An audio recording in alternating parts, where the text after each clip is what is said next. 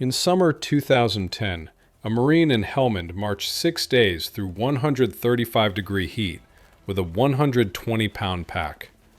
When his unit finally stopped in a farmer's field, the men dug sleeping holes in the dark. One Marine said it felt like climbing into a shallow grave, but those few inches of dirt were the only thing between him and a Taliban mortar. He ate dinner out of a plastic pouch. He hadn't showered in 3 weeks. That night, he got the best sleep he'd had all week. This is what a combat zone looks like when nobody's filming the firefights. Picture combat for a second. The first thing that comes to mind is probably door kicks, gunfights, IEDs going off in the dust. But ask any Marine who's actually deployed what they remember, and most of them won't talk about contact. They'll talk about everything else. The boring, daily, biological stuff. Eating, cleaning yourself, trying to sleep.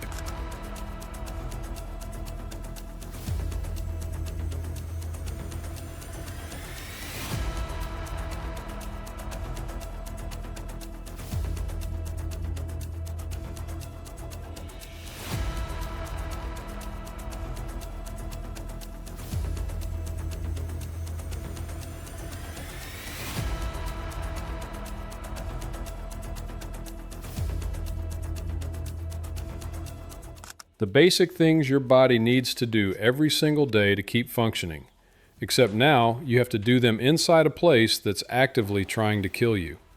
So today we're going to walk through it. Not the stuff you see on YouTube documentaries, the stuff Marines don't usually talk about, because to them it's just Tuesday in Marja. Start with the food. Combat troops burn around 4,200 calories a day. The military solution to that is a brown plastic pouch called an MRE, which stands for Meal Ready to Eat. Marines have a few different names for it. Meals rejected by everyone, meals refusing to exit, or just the worst part of the day. Each MRE packs about 1,300 calories of food that has to survive 3 years sitting in a desert warehouse at 80 degrees. There are 24 different menus: beef ravioli, chili mac, chicken burrito bowl, things that sound like food but taste like a chemistry experiment that went mostly fine.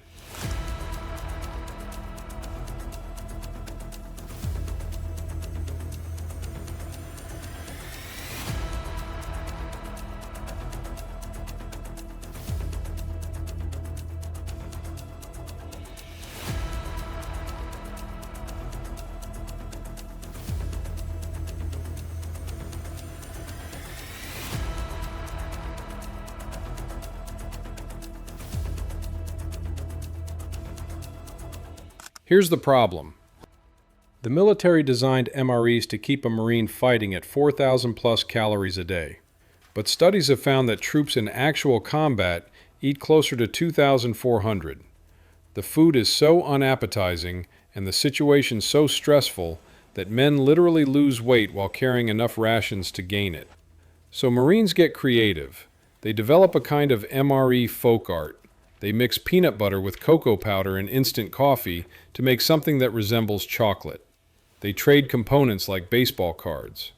The cheese spread is currency, Skittles are gold. The jalapeno cheese pretzels could be sold to royalty. Whatever's in your pouch becomes a chip in a constant negotiation with everyone else in your squad. There's also a superstition. Inside some MREs is a small roll of Charms candies. Marines won't eat them. The belief, passed down for generations, is that opening a pack of Charms brings rain, sandstorms, mortar fire, anything that can ruin your day. So instead of eating them, Marines toss the Charms in the trash, stomp them into the dirt, or throw them at someone they don't like.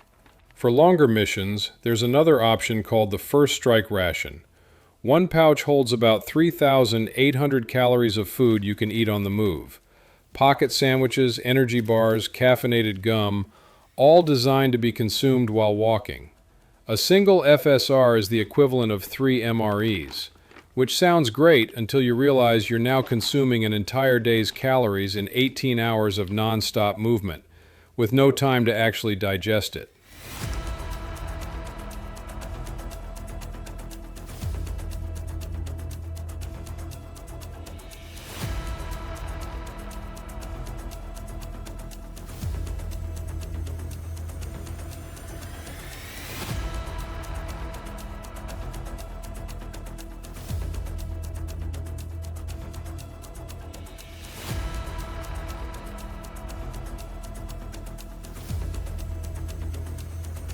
The dream, the absolute dream, is a hot meal. Inside a forward operating base, a combat cook might fire up a grill once every couple of weeks. Burgers, hot dogs, real steaks if the supply truck made it through. A Marine machine gunner in Iraq once told a reporter that getting a hot meal out there was the greatest thing that happened to them. The smell of meat searing on a grill, in the middle of insurgent country, made grown men go quiet. Most days, that's not happening. Most days, dinner is brown plastic, eaten cold, in the dark, while you scan for movement. Now the next problem. You haven't bathed in 9 days. There's no plumbing. You're sweating 30 pounds of water out of your skin every week, and you still have to interact with other human beings. The military's first solution to this was, weirdly, baby wipes. Since the 1970s, American troops have been packing baby wipes into their rucks for what they call a field shower, or, less politely, a whore bath. You wipe down your face, then your arms, then your armpits, then everything else. Then you put your filthy uniform back on and keep going. Baby wipes work for about 3 days.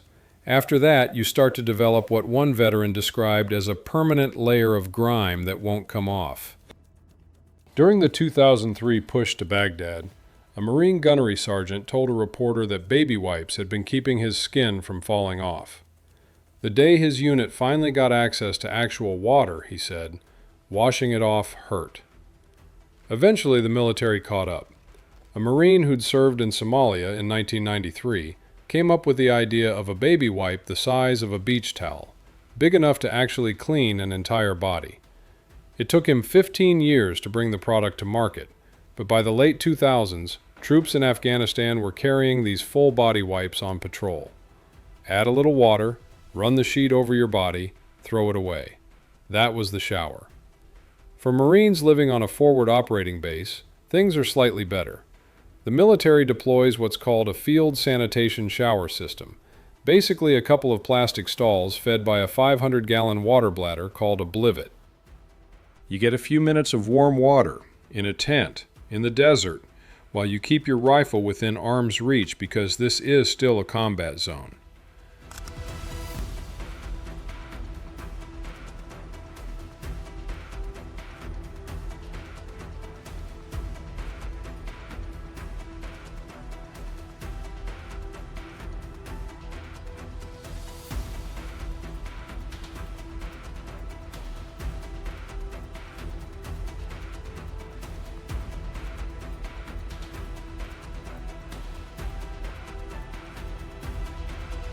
But for Marines outside the wire, on extended patrols, the math doesn't work. One veteran described his platoon's 30-day operation in the field like this. They didn't shower or change uniforms the entire time. By the end, the cloth was barely holding together. They had to rub their hands clean on their thighs before eating, and their thighs were black from grease and dirt and sun. They told themselves they were clean, because the alternative was admitting they weren't. We dig into stories like this every week. If that's your thing, subscribe. Now we get to the worst one. If you ask veterans which part of deployment messed them up the most, a lot of them won't say the firefights. They'll say the sleep, or rather, the lack of it. Studies of U.S. troops in Iraq and Afghanistan have found that the average service member gets between 5.5 and 6.5 hours of sleep per night during deployment. They need close to 7 to function properly. More than half report that sleep deprivation is actively interfering with their ability to do their job. Here's what that actually looks like.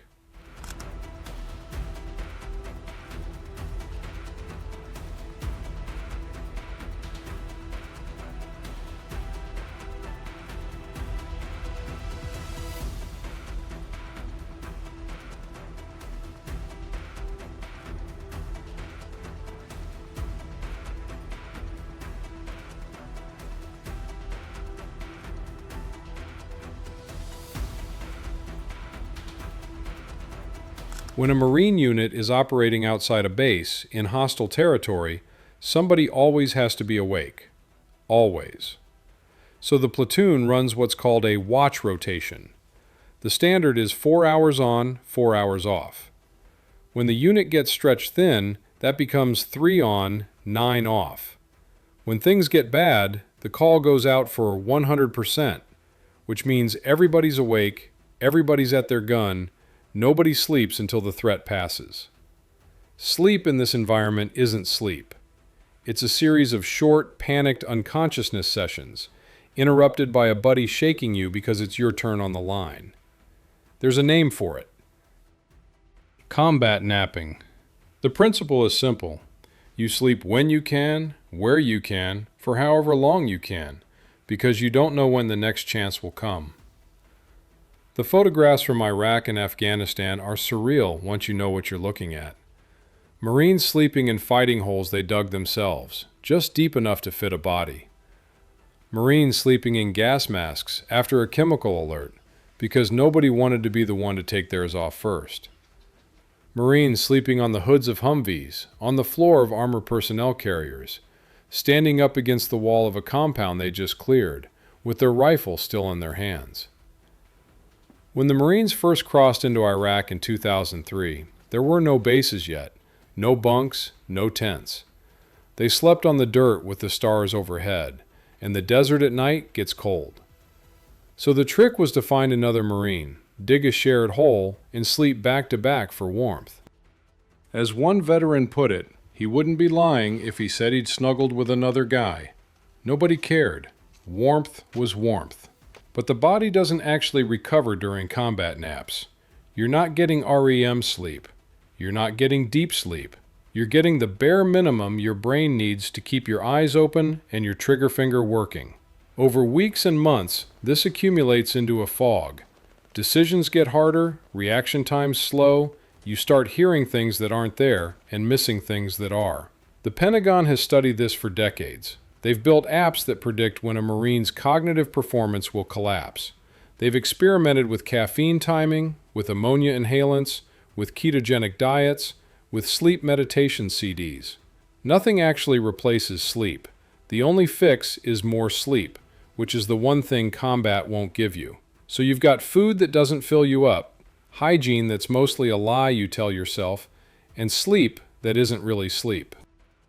Now stack all of that on top of the actual job, which is being shot at by people who've spent their entire lives in the terrain you're trying to take from them. This is the part of war that doesn't make the news. It's not dramatic. It's just slow, daily, grinding attrition on a human body that wasn't designed for any of it. Marines do this for 7 months at a time, sometimes more. Some have done it 5 or 6 times across a career. And when they come home and someone asks them what the hardest part was, a lot of them will pause for a long second and then say it was just being tired all the time. You think about that the next time you're frustrated with your day. The Marine who patrolled Marja in 2010 ate cold ravioli out of a bag, scrubbed himself with a wet wipe in 110-degree heat, and slept in a hole he dug himself. He did this for 7 months, with nothing changing the next day except the small chance that everything would. The dramatic stuff fades, the patrol gets boring, the fight ends. But the body's basic needs don't pause for any of it. Eating, washing, sleeping. These are the quiet things that decide whether a unit can keep functioning long enough to finish the mission. They're the things no recruiting commercial shows you, because they don't fit into 30 seconds of slow-motion footage. But ask any Marine who's been there what they remember most, and a lot of them won't tell you about the contact. They'll tell you about the days they ran out of clean water, the nights they couldn't sleep through the artillery, the mornings they realized they couldn't tell what their uniform was supposed to smell like anymore. That's combat. The boring part is the real part. YouTube's got another one queued up for you on screen. If you're not done yet, click it.